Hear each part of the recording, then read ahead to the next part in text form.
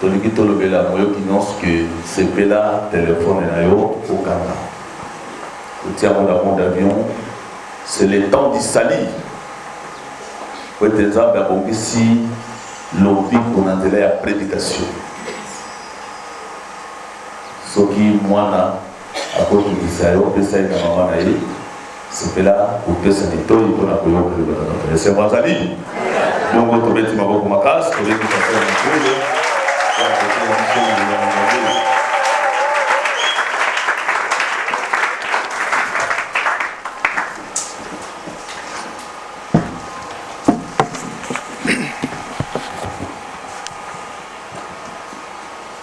Ça va?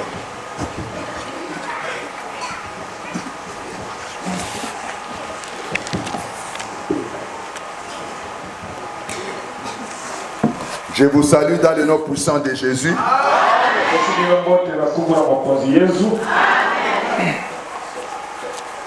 Nous allons lire la parole de Dieu.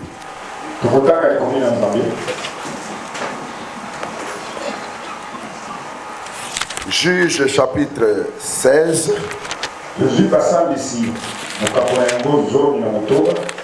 Juge 16.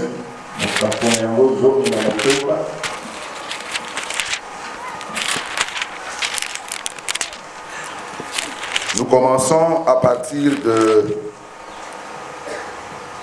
de 1 jusqu'au verset 4. Non, jusqu'au verset 3. Samson partit pour Gaza. Il y vit une femme prostituée. Et il entra chez elle. On dit aux gens de Gaza, Samson est arrivé ici. Et ils l'environnèrent. Et se tinrent en embuscade toute la nuit à la porte de la ville. Ils restèrent tranquilles toute la nuit,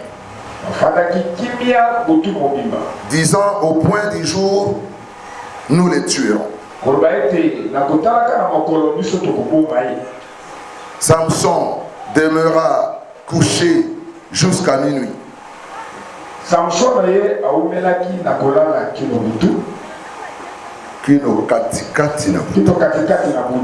Vers minuit, il se leva et il saisit les battants de la porte de la ville et les deux poteaux, les arracha avec la barre, les mit sur ses épaules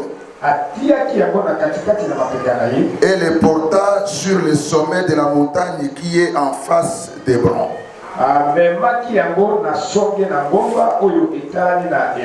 Amen. Matthieu chapitre 16.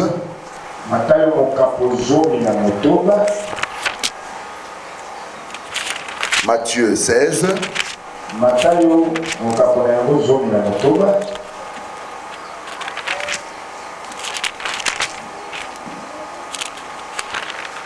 Nous commençons à partir de 13 jusqu'au 18e verset.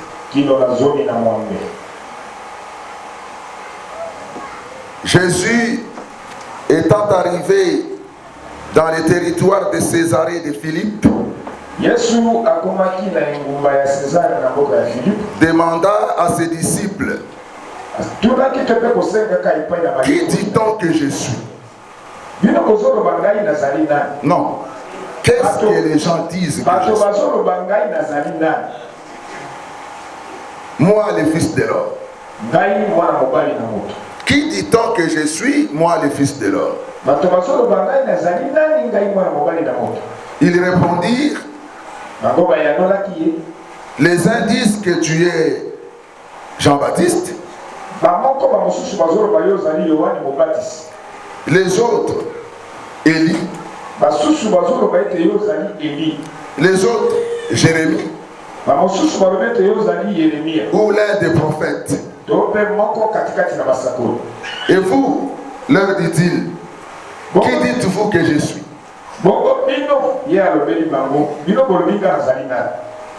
Simon Pierre répondit, tu es le Christ, le Fils du Dieu vivant. Jésus, reprenant la parole, lui dit, tu es heureux, Simon, fils de Jonas, car ce ne sont pas la chair et le sang qui t'ont révélé cela,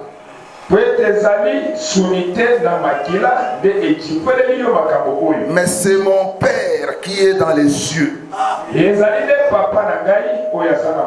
Et moi, je te dis que tu es Pierre, et que sur cette pierre, je bâtirai mon église,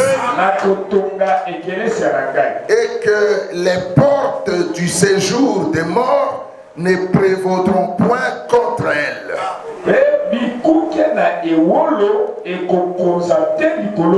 On peut même continuer au verset 19. Je te donnerai les clés du royaume des cieux. Ce que tu lieras sur la terre sera lié dans les cieux, et ce que tu délieras sur la terre sera délié dans les cieux.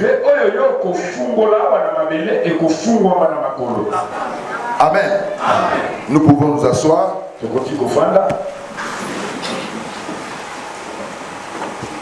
Que le Seigneur vous bénisse. Nous sommes très contents d'être ici ce matin devant la face de Dieu. Nous ne venons pas ici contempler un homme, parce qu'un homme ne peut rien nous donner. Nous venons ici à la rencontre de Jésus, parce que seul Jésus, qui connaît les profondeurs de nos cœurs, lui seul a la réponse à chaque problème que nous avons. Si tu viens ici et le regard braqué sur le Seigneur Jésus, parce que moi, je ne suis qu'un homme, je n'ai aucun pouvoir. Tout ce que je peux faire, je le fais au nom de Jésus, car c'est seul Jésus qui est capable de guérir ta maladie. Si tu le crois, tu le verras s'accomplir dans ta vie. Ton arrivée en ces lieux doit avoir une base. Je vais là-bas pour rencontrer Jésus. Rien que Jésus. Parce que sans Jésus, mon problème ne sera pas résolu. Oui, vous êtes heureux, vous les citoyens de cette cité, parce que Jésus est au milieu de vous. Et Jésus, c'est la parole. C'est l'évangile que nous vous annonçons. Vous savez, Cet évangile est merveilleux. Peut-être que toi tu penses que le résultat à ton problème viendra plus tard. Comme l'avait dit un jour notre sœur Marie, lorsque son frère Lazare était mort, quand Lazare était malade, ils ont envoyé un message à Jésus. Parce que Jésus était l'ami de Lazare. Seigneur, ton ami est malade. Jésus qui avait beaucoup de choses à faire, il n'est pas allé voir Lazare. Et cet homme meurt. Un jour, 2 jours, 3 jours. Au 4e jour, Jésus arrive. Quand il arrive, Marie se lève. Elle dit, Seigneur, si tu eusses été ici, mon frère ne serait pas mort. Si tu avais été ici, franchement, il ne serait pas mort. Jésus dit, montrez-moi où vous l'avez atterré.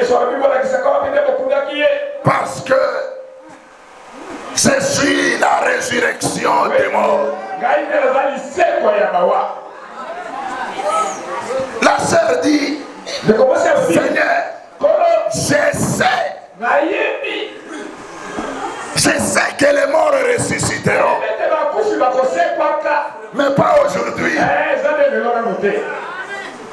Au temps de la fin, au jour du jugement, pas maintenant. Les morts ressusciteront. Le Seigneur regarde la femme. Non, je vous prêche. Le Dieu est capable de ramener à aujourd'hui ce qui pourrait se faire plus tard. Est-ce que vous comprenez?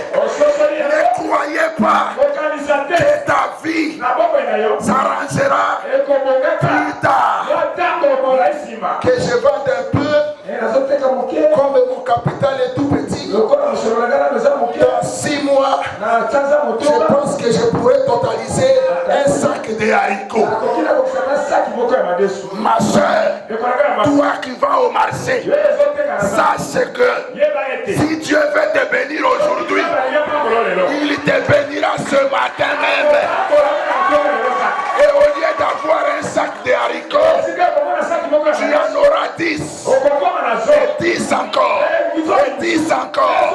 Et 10 encore. Parce que aujourd'hui, si tu entends sa voix, n'endurcis pas ton cœur. C'est comme sur la croix aussi. Jésus est crucifié avec 2 brigands. 2 brigands. L'un des brigands regarde et dit, ah, ce n'est pas toi qui dis que tu es le Christ. Mais tu ne nous vois pas ici. Nous sommes dans la souffrance ici. Sauve-toi toi-même. Et viens aussi nous sauver. Toi tu ne vois pas que nous souffrons. Et tu dis que tu es le Christ, le roi des Juifs. Et nous souffrons comme ça. Il était en train d'insulter le Seigneur. L'autre brigand, il l'interpelle. Il dit, hey, toi là, qu'est-ce que tu dis? Si nous sommes ici, c'est parce que nous l'avons mérité. Nous avons mal agi. C'est pour cela que nous sommes punis. Mais lui là, il n'a rien fait de mal. Il ne mérite pas ces sentiments. Arrête de lui parler comme ça. Sois poli à l'égard du Seigneur. Le Seigneur les regarde. Mais cet homme-là était très intelligent. Après avoir dit ça, il se tourne vers le Seigneur. Il dit, Seigneur, souviens-toi de moi. Lorsque tu viendras dans ton royaume. Le Seigneur lui dit non. Pas lorsque je viendrai dans le royaume. Mais aujourd'hui, tu es déjà avec moi dans le royaume. Ça ne viendra pas demain. Est-ce que tu as compris? Ça ne viendra pas demain. Ça ne sera pas pour demain. Ça ne sera pas pour demain. Ça sera pour aujourd'hui. C'est aujourd'hui que Dieu va agir. Est-ce que vous comprenez ça? Que le Seigneur soit loué. Écoutez mes frères, je ne prendrai pas beaucoup de temps. Mais avant de commencer, il faut que je vous dise quelque chose. Chaque enfant de la maison a une expérience particulière avec son père.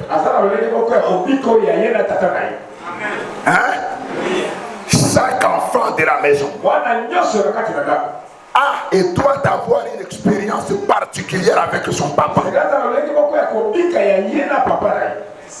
Pourquoi? Parce qu'il y a un lien entre l'enfant et son père. Un lien qu'on ne voit pas physiquement, mais un lien très fort qui fait que quand papa est là, l'enfant se sent à l'aise. Quand papa est présent à la maison, l'enfant se sent à l'aise. Et quand papa sort, il suffit simplement qu'il apprenne que papa est en train d'arriver pour que tu vois que l'enfant est agité, jusqu'à ce qu'il voie son père venir et qu'il aille se jeter dans ses bras. Et chaque fois que l'enfant vient se jeter dans ses bras, je n'ai jamais vu un père responsable qui rejette l'enfant. L'enfant se jette par terre. Même quand il est en veste blanc, même si l'enfant a des huiles, l'enfant peut se jeter sur lui. Il prend son enfant. Et le papa est content d'avoir son enfant dans ses bras. Oh, bien-aimé dans le Seigneur, notre Père est ici. Nous devons être contents parce qu'il est à la maison. Il est avec nous. Nous devons être dans la joie parce que le Père est présent. Amen. Mais il dit aussi qu'il revient bientôt. Hein? Il revient bientôt. Il est parti pour nous préparer de la place. Et il revient. Comment tu entends ton Père? Il faut que tu aies au-dedans de toi le grand souci de l'attendre. Pour que quand il sera arrivé, que tu te jettes dans ses bras. Il ne te rejettera pas. Malgré ta saleté, il te recueillera pour t'amener avec lui. Les soucis, mon frère, les soucis, ma soeur, c'est que tu sois disposé à t'approcher du Seigneur. Amen. C'est important de retenir cela. Deux écritures. Juge chapitre 1, chapitre 16, verset 1 à 3. C'est l'histoire d'un certain Samson. N'oubliez pas que nous sommes toujours dans notre thème. Ne pleure point. Parce que le lion de la tribu de Juda a été jugé digne de prendre les livres et d'en rompre les sceaux. Il est digne de prendre les livres et d'en rompre les sceaux. Mais Samson, qu'est-ce qu'il vient faire dans cette histoire? Je suis allé chercher Samson pour te communiquer quelque chose de particulier. Cet homme était établi juge en Israël. Un homme fort, puissant, extraordinairement fort. Et il n'y avait pas de plus fort que lui. Parce que dès sa naissance, Dieu l'avait doté de la force physique phénoménale.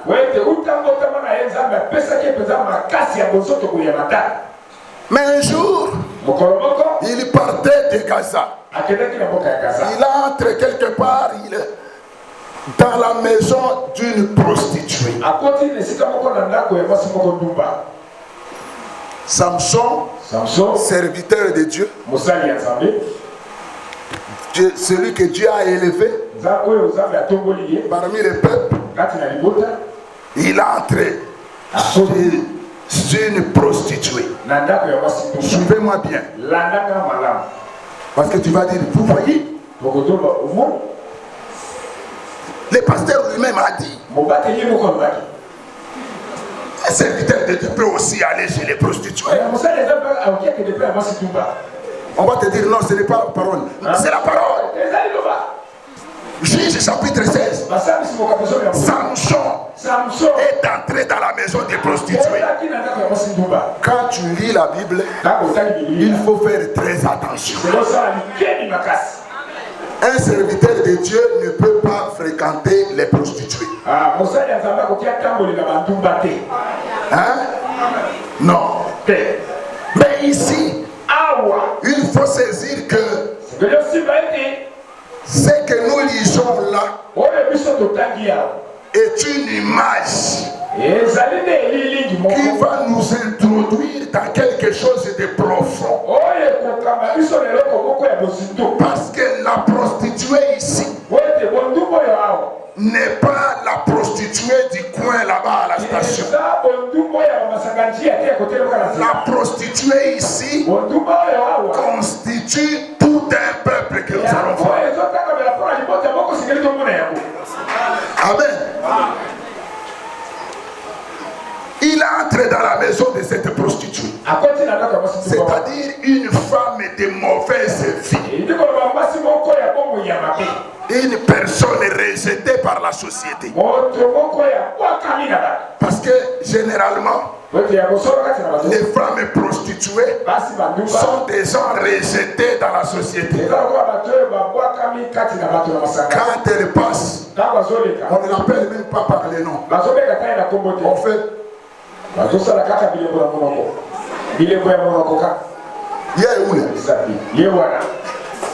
c'est pour ça d'ailleurs que Dieu a fait grâce d'appeler beaucoup de prostituées avec lui. Parce que c'était déjà négligé. Mais que le Seigneur Jésus a recueilli. Si vous êtes là, vous les prostituées, ayez la tête haute. Parce que le Seigneur a décidé de vous laver et de vous redonner l'honneur. Aujourd'hui, on se moque de vous. Demain, le Seigneur vous fera grâce. Il se lèvera quelque part. Il viendra. Il vous épousera. Ah, je souhaite ça pour vous au nom de Jésus. Comme ça, votre témoignage changera les autres. Mais Samson entre dans la maison de la prostituée. Les gens de la ville, on va aller vite, les gens de la ville, c'est-à-dire les ennemis de Samson, ayant appris que Samson était dans la ville, ils ont pris la décision de s'attaquer à Samson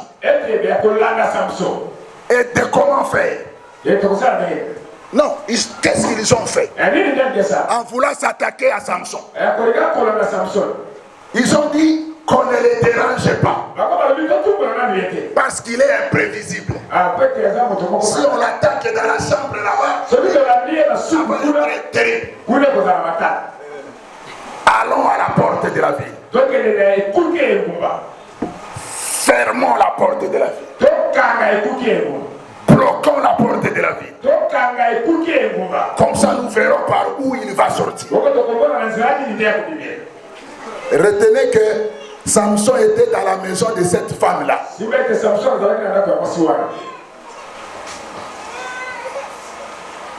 On ne le dit pas, mais c'est comme si Samson était au courant. Il y avait quelque chose qui était en train de se faire. Lui, comme il était sûr de lui, il fait tout ce qu'il voulait faire là-bas. Non, lui, dans la maison de la prostituée, il agit comme il se doit. Il dort. Et à minuit, il se réveille. Il constate qu'il y a un problème ici. J'ai un peuple à délivrer ici. Parce que, vous savez, ce n'est pas comme aujourd'hui. Les villes anciennes étaient des villes clôturées. Donc, comme tout Nyanya clôturé par des murailles. Donc, tout le monde vivait dans un enclos. On entre et on sort par la porte. Tu ne peux pas entrer dans Nyanya si tu n'es pas passé par la porte. Alors, quand on veut vous tuer, dans ce temps-là, on ferme la porte et on vous attaque. Donc vous ne savez pas vous sauver parce que la porte est fermée. En ce temps-là, la porte jouait ce type de rôle. Alors les ennemis sont venus. Ils ont dit nous allons voir par où il va sortir. Donc on lui amène les dangers à l'intérieur et on ferme la porte. On dit on va voir s'il peut se sauver. Parce que sortir dans ce moment-là pour Samson était synonyme de se sauver. Alors on vient, on ferme la porte. Les frères étaient en train de dormir, ils se réveillent. À minuit, il se réveille. Il se dirige vers la porte. Je veux que le lecteur de la Bible commence à lire avec moi. Il va à la porte, sachant que c'était un guet-apens, une embuscade. Alors lui, sans que personne ne lui ait dit quelque chose, il bouge la porte. Je vous ai dit qu'il était très fort. Et les portes de ce temps-là, ce n'était pas n'importe quelle porte. C'était des vraies portes que personne ne pouvait bousculer facilement. Mais Samson vient, il bouge. Il bouge. Il arrache les battants de la porte. Il sort l'épaule. Et il a commencé à marcher avec les deux poteaux. Il s'est dirigé vers où? Dans la vallée. Dans la vallée. Il n'allait pas dans la vallée, mais il allait sur une montagne. Est-ce que vous savez le véritable Samson qui était allé chez une femme prostituée? Il devait sauver une femme prostituée qui était en train de pleurer. Il devait délivrer une femme prostituée. Il est entré dans la maison de la femme.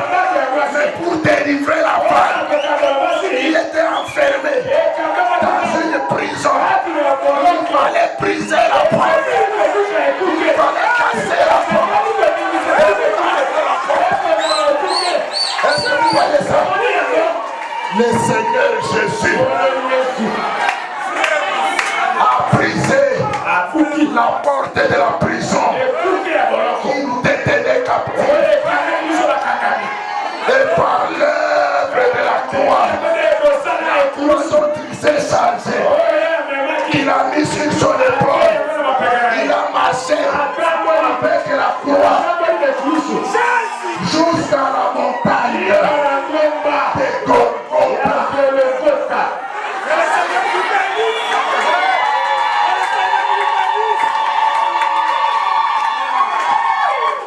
Et depuis ce jour-là, nous ne sommes plus esclaves de personne.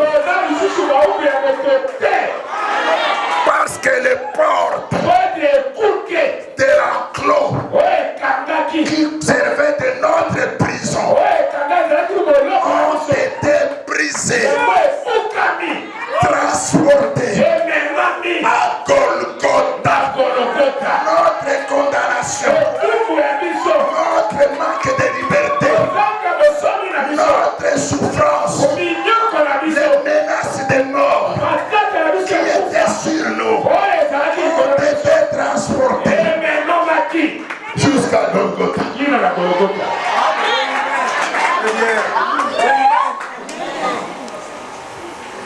Donc maintenant, nous sommes libres. Nous ne sommes plus prisonniers. Car Samson, qui en fait est le type de Jésus-Christ, a eu pitié de nous. Il a eu pitié de nous. Et il est allé nous chercher à prison. Il nous a libérés de la prison. C'est pour ça que la deuxième écriture, pour vous montrer que cette femme prostituée, ce n'était pas la femme du coin, c'était l'image de tout un peuple, c'est-à-dire de l'église de Dieu, qui jadis était prisonnière de mauvaises œuvres, de mauvaises œuvres, mais qui a été libéré. Un jour, Jésus regarde ses disciples. Il dit, mais attendez, qu'est-ce que les gens disent de moi? Non, tu es Jean-Baptiste, tu es Jérémie, tu es Élie, tu es l'un des prophètes. Que le lecteur de la Bible constate avec moi que quand on a fait toute cette litanie, Jésus n'a pas dit non, vous n'avez pas raison. Jésus n'a pas dit ça. Quand on dit tu es Élie, tu es Élie. Si les branhamistes sont là, ils doivent comprendre que Élie, ce n'est pas un homme. Élie, c'est Jésus-Christ. Parce que quand on lui a dit tu es Élie, vous n'avez pas tort. Parce que Jésus n'a pas dit non, moi je ne suis pas Élie. Tu es Jérémie. Il n'a pas dit je ne suis pas Jérémie. Tu es Jean-Baptiste. Il n'a pas dit je ne suis pas Jean-Baptiste. Il a dit, c'est ce qu'ils disent. Très bien. Mais vous, parce que si eux me voient encore dans l'ombre, vous devez me voir aujourd'hui. Parce que dans l'ombre, il était Jérémie, il était Élie, il était l'un des prophètes. Parce que tous ces gens-là ont parlé de lui.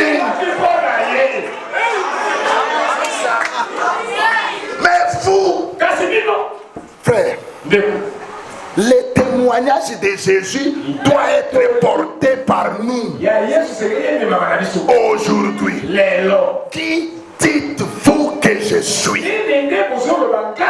Vous qui marchez avec moi tous les jours.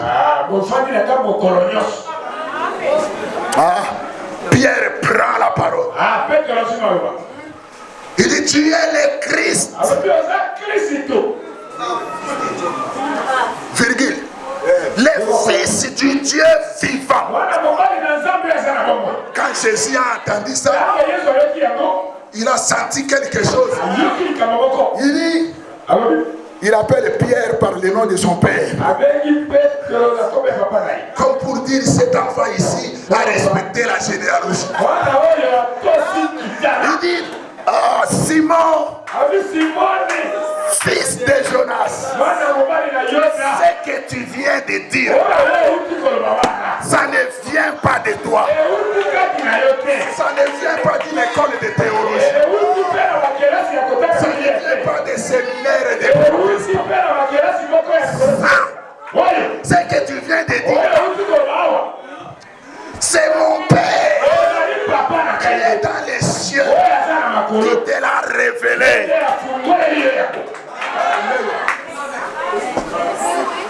Ah. Mais toi tu es Simon. Mais sur la pierre que tu viens de sortir de ta bouche là, parce que les paroles qui sont sorties de la bouche de Pierre, tu es le Christ, le Fils du Dieu vivant. C'est cette parole-là qui a créé le monde. Le Christ, le Fils du Dieu vivant. Au commencement était la parole. Et la parole était avec Dieu. Et la parole était Dieu. Elle est venue dans le monde. Les siens ne l'ont point reçu. Mais à tous ceux qui l'ont reçu, il leur a donné le pouvoir de devenir. Lisons ça. Ah, c'est une bonne écriture. Jean chapitre 1. Je vais couper vite. Au commencement était la parole. Et la parole était avec Dieu. Et la parole était Dieu. Elle était au commencement avec Dieu. Toutes choses ont été faites par elle. Et rien de ce qui a été fait n'a été fait sans elle. Elle était la vie. Et la vie était la lumière des hommes. La lumière, lui, dans les ténèbres. Et les ténèbres ne l'ont point reçu. Il y a un homme envoyé de Dieu. Son nom était Jean. Il vint pour servir de témoin, pour rendre témoignage à la lumière, afin que tous crussent par lui. Il n'était pas la lumière, mais il parut pour rendre témoignage à la lumière. Cette lumière était la véritable lumière, qui en venant dans le monde éclaire tout homme. Elle était dans le monde, et le monde était fait par elle, et le monde ne l'a point connue. Elle est venue chez les siens, et les siens ne l'ont point reçu. Mais à tous ceux qui l'ont reçu, à ceux qui croient en son nom, elle a donné le pouvoir de devenir enfants de Dieu. Suivez, lesquels sont nés, non du sang, ni de la volonté de la chair, ni de la volonté de l'homme, mais de Dieu. Et la parole a été faite chair, et elle est habitée parmi nous, pleine de grâce et de vérité. Et nous avons contemplé sa gloire, une gloire comme la gloire du Fils unique venu du Père.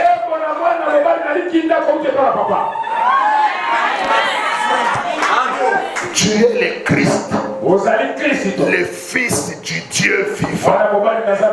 Or, le Fils du Dieu vivant, c'est la lumière qui est venue dans le monde, qui a été rejetée par les siens. Est-ce que vous comprenez? La lumière qui a été rejetée par les siens, c'est Jésus-Christ, qui en réalité n'est pas que Fils, il est lui-même le Père, parce que c'est lui la parole qui a créé toutes les choses. Et Paul dit, en lui habitait corporellement toute la plénitude de la divinité. Philippe dit, Seigneur, chaque fois tu nous dis, notre Père, on entre ici, Père, on va là-bas, Père, on entre ici, Père, ça suffit comme ça. Non, ça va. Père, Père, Père, Père, ça va. Est-ce que tu peux nous montrer le Père? Pour une fois, montre-nous le Père et cela nous suffit. Père, Père, Père, Père, ça suffit. Le Seigneur lui a dit, oh, Philippe, depuis tous les temps que je suis avec vous, tu me demandes le Père. Tu ne sais pas que c'est lui qui m'a vu a vu le Père. Tu cherches ce qu'est le Père. Un protestant va dire non, notre Père qui est aux cieux. Et il regarde d'en haut là-bas. Notre Père qui est aux cieux. Parce que ici là, les princes du monde et des ténèbres sont. Les cieux de la Bible, ce n'est pas ça. Est-ce que vous comprenez ça? Parce que quand on dit les ciels et mon trône, Yuri Gargari il a dit il faut monter aller voir si Dieu existe. Les riches, Yuri Gargari, l'astronaute, il a dit on a dit que Dieu existe. On va un peu vérifier où il est. Montons un peu jusqu'aux étoiles là-bas. Il est allé là-bas, il n'a rien vu. Il descend, il confirme que Dieu n'existe pas. Voilà pourquoi il y a beaucoup d'athées. Parce qu'ils lisent la Bible comme un roman. Dieu, le trône de Dieu, c'est le ciel. Or, selon la définition du dictionnaire, le ciel, ça commence à partir d'ici vous irez là-bas. Vous ne rencontrerez pas Dieu. Le jour où Dieu vous fera grâce d'entrer dans sa parole, alors vous comprendrez que c'est lui qui m'a vu, a vu le Père. Très bien. Bien joué. Et Christ continue, fils de Jonas. Ces paroles-là sont venues de mon Père. Il faut construire sur quelque chose qui est éternel. Est-ce que vous comprenez?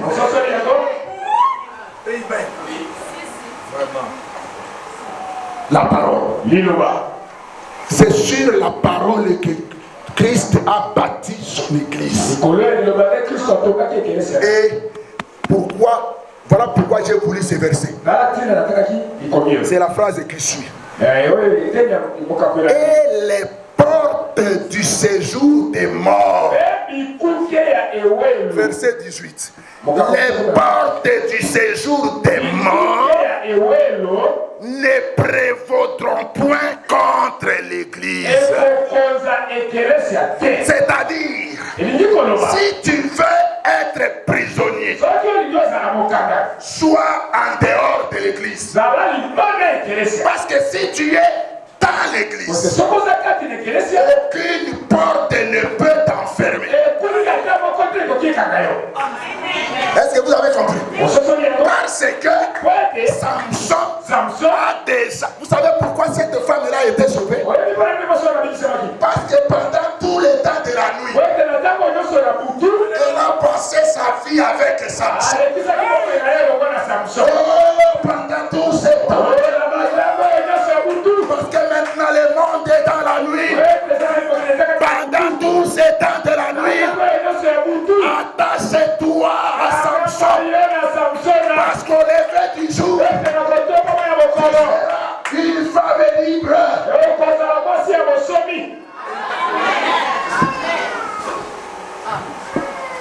Quelle que soit longue la durée de la nuit,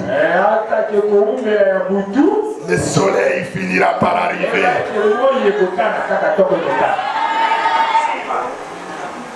Et dans la nuit, attache-toi à lui. Et au jour du Seigneur, tu seras dans la gloire avec lui. Dans l'église, tu es sauvé. Tu es libéré. Tu es béni. Tu es élevé. Tu as la prospérité. Tu as la paix du cœur. Les gens qui n'enfantaient pas vont enfanter. Les gens qui étaient dans le botutu, parce que quand je parle ici, c'est l'eau qui lave toutes les femmes de Botutu, qui lave tous les hommes de Botutu. Venez vous laver dans le détergent de la parole de Dieu. Ça condamne les microbes de Botutu au nom de Jésus. La seule chose que tu dois faire, c'est être dans la parole. Être membre de l'église. Pour être membre de l'église, il faut accepter Jésus-Christ et accepter le baptême au nom du Seigneur Jésus-Christ. C'est la seule condition pour être sauvé. Amen. Nous allons nous arrêter là. Mais j'ai un communiqué à vous faire. Parce que la prochaine fois que je reviendrai à Nyanya, on va continuer demain. Mais la prochaine fois que je reviendrai à Nyanya, je n'aimerais pas prier dans un chantier. Amen.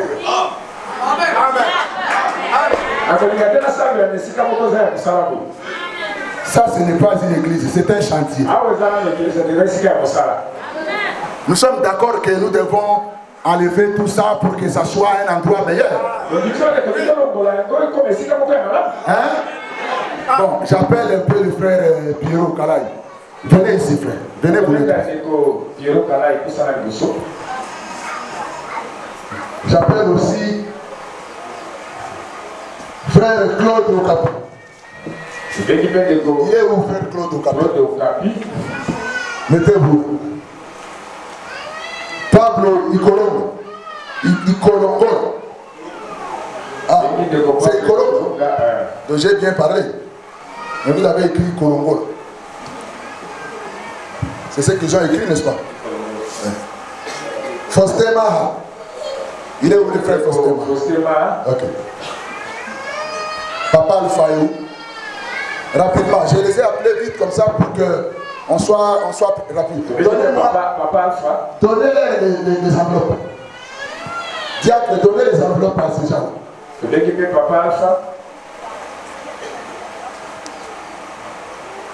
Mes frères, je vous ai appelé parce que nous savons quel travail vous faites au milieu de nous. Je vous ai appelé, donnez beaucoup d'autres enveloppes. Parce que ce sont eux qui vont distribuer les enveloppes dans les rangées. Et ils vont prendre leur enveloppe. Mais ils vont distribuer à tout le monde. Ce ne sont pas qu'eux qui vont donner. Toute l'assemblée va donner. Même les serviteurs de Dieu. C'est pour ça que nous avons jugé bon d'arrêter les impôts temple jusqu'à samedi. Hein?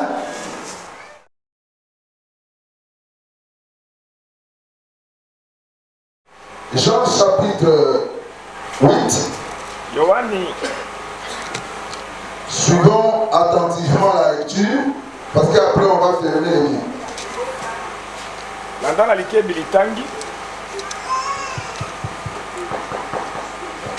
Jean chapitre 8.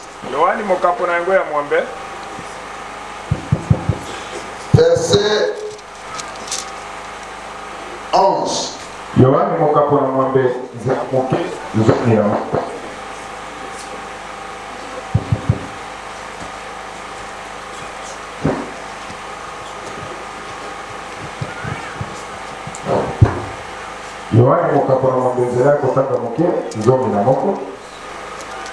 Je crois qu'on va commencer à partir du premier verset même. Jusqu'à 11. Jésus se rendit à la montagne des Oliviers. Mais dès le matin, il alla de nouveau dans le temple. Et tout le peuple vint à lui. S'étant assis, il les enseignait.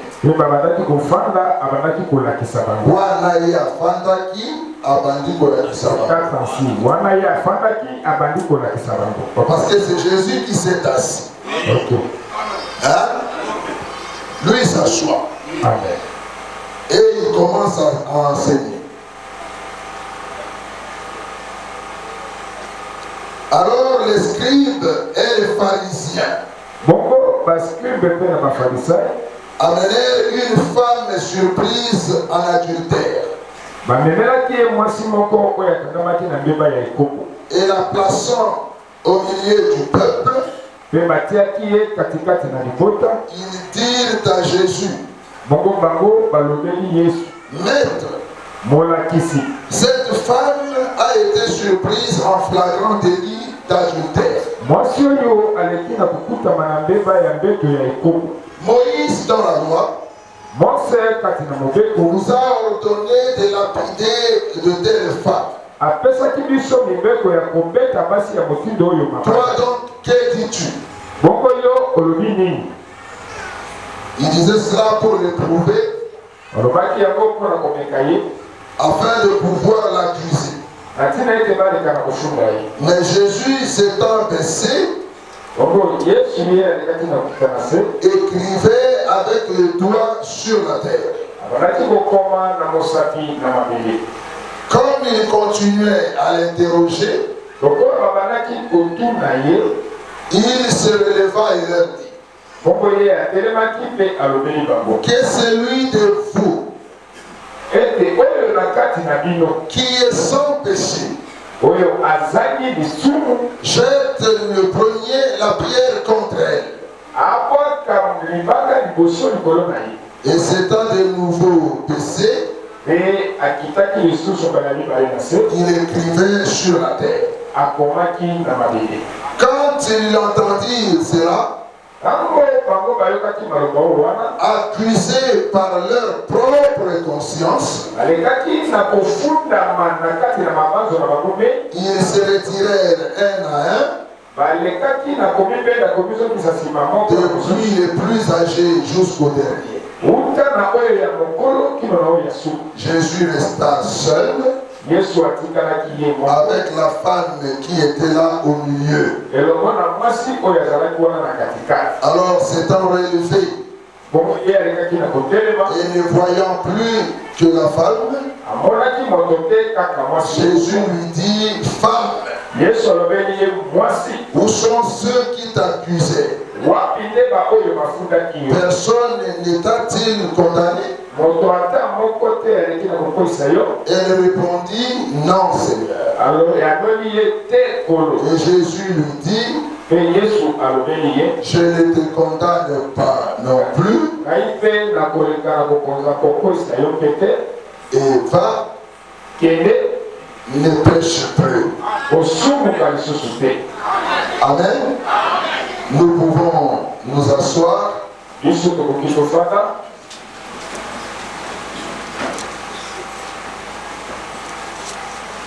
Pendant que j'ajoute tout de même une troisième écriture. Dans Matthieu,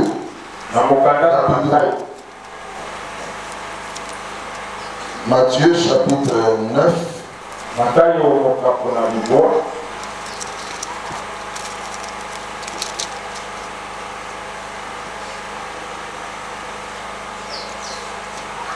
À partir de 20.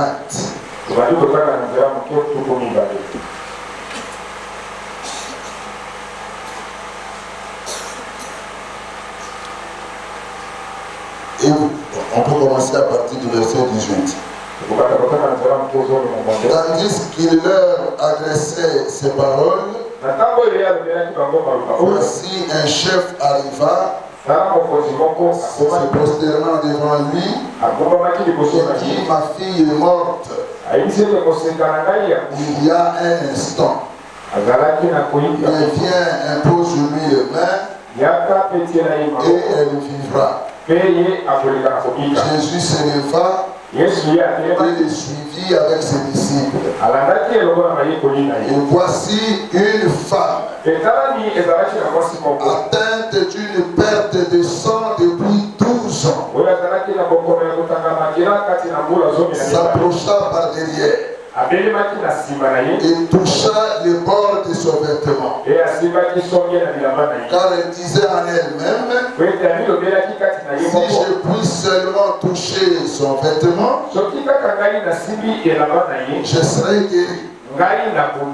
Jésus se retourna et dit, en la voyant, prends courage ma fille, ta foi t'a guéri. Et cette femme fut guérie à l'heure même. Amen. Que le Seigneur soit loué pour ces moments merveilleux qu'il nous donne ce matin. Amen. Je dis qu'il soit loué pour les moments merveilleux qu'il nous donne ce matin. Je suis heureux de vous rencontrer de nouveau. C'est toujours une joie de rencontrer les enfants de Dieu. Une grande joie de partager avec les enfants de Dieu. Dieu a fait grâce, mes frères, que malgré nos différences, malgré le fait que nous ne sommes pas d'une même tribu, malgré le fait que nous ne soyons pas nés dans la même ville, malgré le fait que les uns sont d'un teint foncé, les autres d'un teint clair,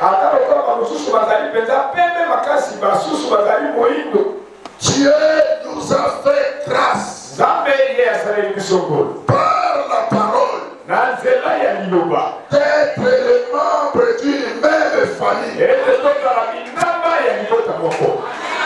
Est-ce que vous comprenez ça? Ne prends donc pas celui qui est à côté de toi comme un étranger. C'est ton propre frère. C'est ta propre soeur. Les limites de nos tribus ne valent plus rien. Nos différences culturelles ne valent rien. Peu importe que tu sois Moubali, peu importe que tu sois Lokele, peu importe que tu sois Moukeke, peu importe que tu sois Mounande, il y a ici des enfants de Dieu. Des hommes et des femmes nés de nouveau. Des gens remplis du Saint-Esprit. Qui ne regardent plus jamais à leur tribu. Qui ne regardent plus jamais à leur coutume. Qui appartient au peuple du Dieu Tout-Puissant. Ils sont étrangers sur cette terre. Mais dont le chemin est tracé dans l'évangile. Pour atteindre le royaume des cieux. Mes frères, ne venez pas ici en conservant votre culture, en protégeant votre coutume.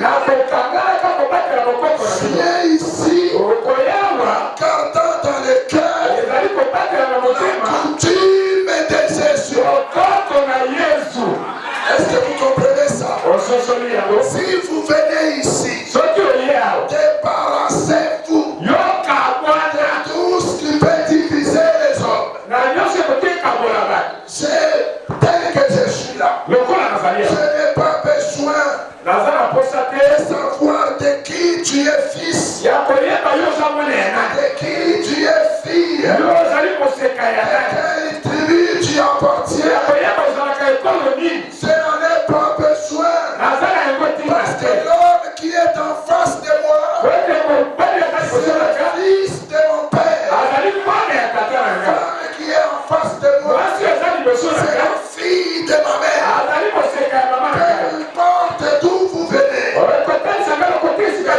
que le Seigneur sera vivant, vous appartiendrez à ma famille.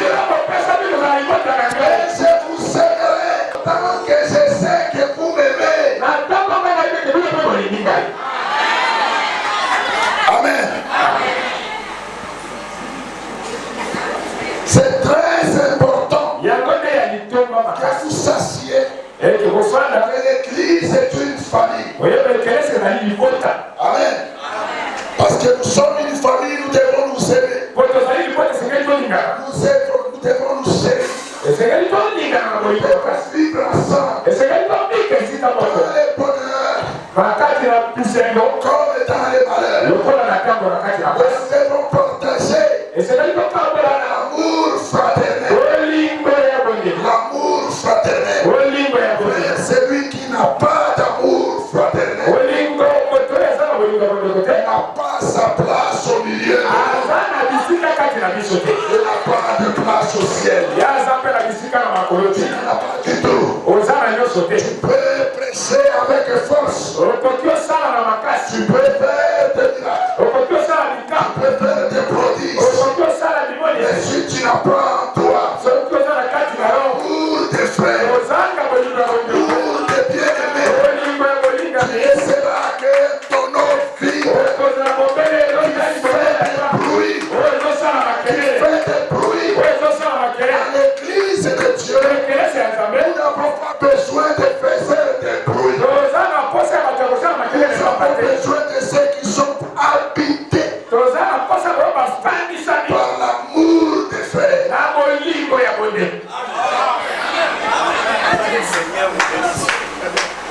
C'est très important. Vous pouvez être libéré, aimer les autres. C'est un élément important dans la vie des chrétiens. C'est un élément important pour la bénédiction des chrétiens. Beaucoup de gens oublient cela.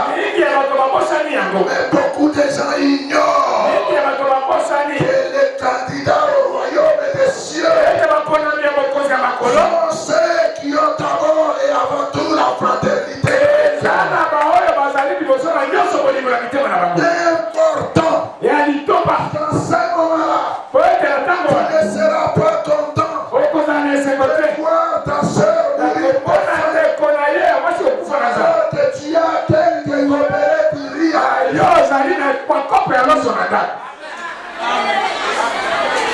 Hein? Ne sois pas quelqu'un qui dit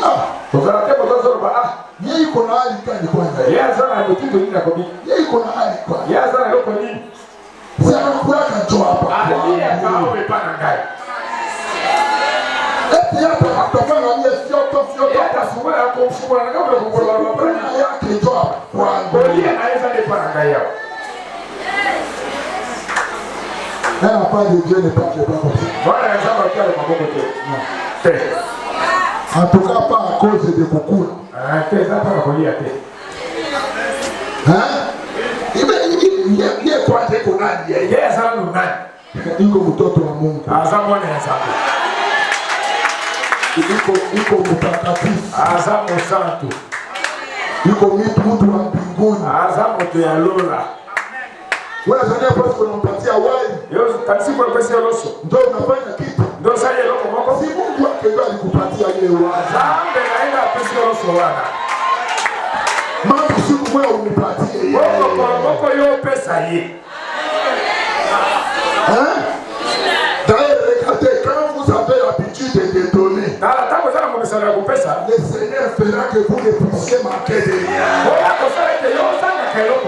Beaucoup de gens n'ont pas encore découvert le secret de donner. Ne retiens pas ton cœur. Il s'agit de donner. Donner à un frère.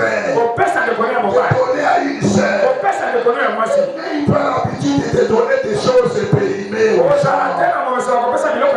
Parce que le vrai donné, ce n'est pas jeter le superflu. Non, c'est donner quelque chose qui vous tient à cœur. Ne donnez pas. Donnez ce qui vous tient à cœur. Votre cœur désire encore. Quand vous donnez, vous souffrez au-dedans de vous de vous débarrasser de quelque chose. Vous aimez encore. Est-ce que vous comprenez? Le jour où Dieu a enseigné à Abraham, notre Père, le secret de donner, il lui a demandé la chose qu'il aimait le plus. Son fils.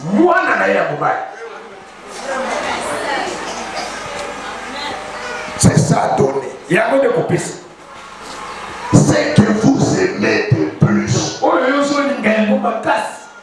Si vous n'êtes pas capable de donner ce que vous aimez de plus, c'est que vous n'avez pas encore donné. Un jour viendra, je vous enseignerai ça. Et nous avons le sentiment que les enfants de Dieu ne savent pas encore ce que c'est que véritablement donner. Mais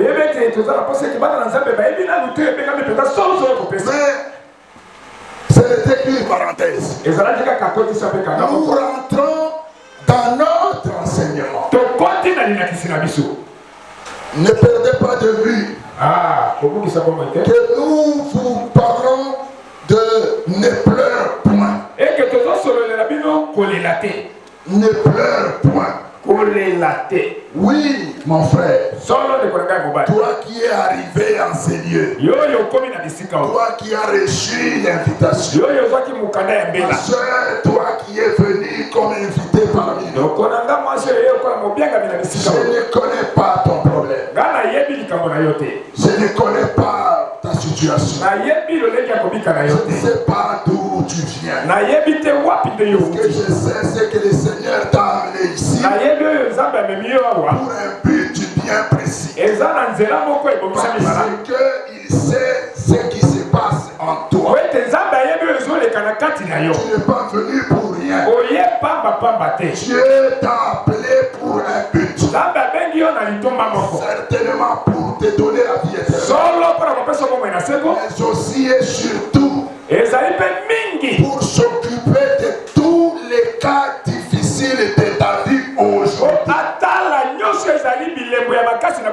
Pourquoi je voudrais te dire tout de suite que le Seigneur qui t'a amené au milieu de nous t'aime beaucoup et qu'il ne te fera pas rentrer d'ici sans recevoir la bénédiction de Dieu.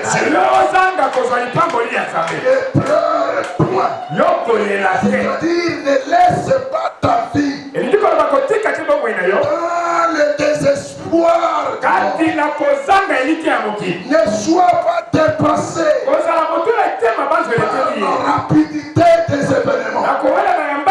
Ne se laisse pas entraîner par la folie des problèmes. Parce que les problèmes, quand ils rongent le cœur de quelqu'un, ils peuvent l'amener à la mort. Aujourd'hui, Dieu qui t'aime te dit la chose suivante. Tu ne mourras point et il essuiera les larmes de tes yeux. Il te prendra, il t'élèvera. Toi, dont on chantait les cantiques de déshonneur, on commencera à chanter la gloire pour toi. Toi qui étais connu dans Nyanya comme la femme la plus malheureuse, abandonnée par tous. Aujourd'hui, Dieu a décidé t'oindre de nouveaux tuiles. Afin que quand tu marcheras, les gens contemplent ta beauté. Voient l'étincelance dans ta vie. Et on chantera ta gloire. Demain. Pas demain. Pas demain. Mais aujourd'hui. Si tu crois, tu verras la gloire de Dieu.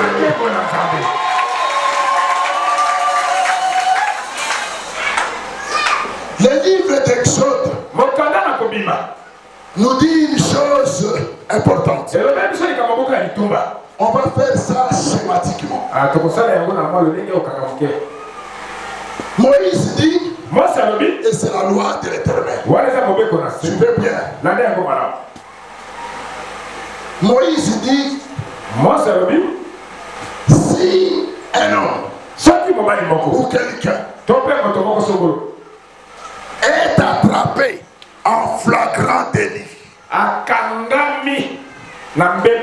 train de voler, et qu'on l'attrape en train de faire l'acte,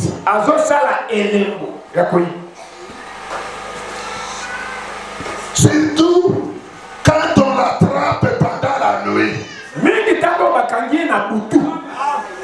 en train de voler, on doit se saisir de lui. Et quand on se saisit de lui, si les gens qui se saisissent de lui décident de le tuer pendant la nuit, ils n'auront pas tort devant l'Éternel.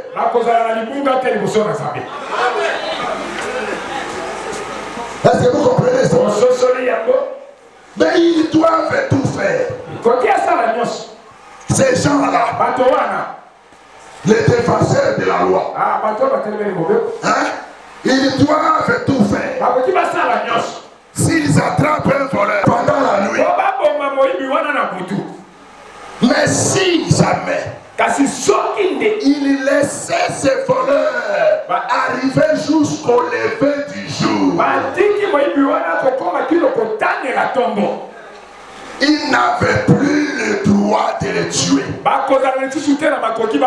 Parce que celui qui tue un voleur qui vole la nuit, au lever du jour, commet un péché.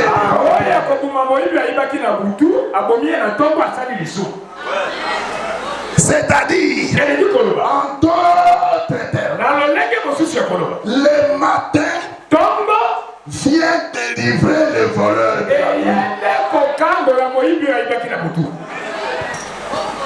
J'ai pris Dieu qu'il me donne un langage facile pour que ce que je dis soit introduit dans ton cœur comme du bonbon. Tu le reçois avec joie. Les voleurs qui volent la nuit, si on l'attrape pendant la nuit et qu'on les tue pendant la nuit, c'est une bonne chose. Dieu aime ça. Et c'est la loi de Moïse. Ça s'appelle la condamnation du péché.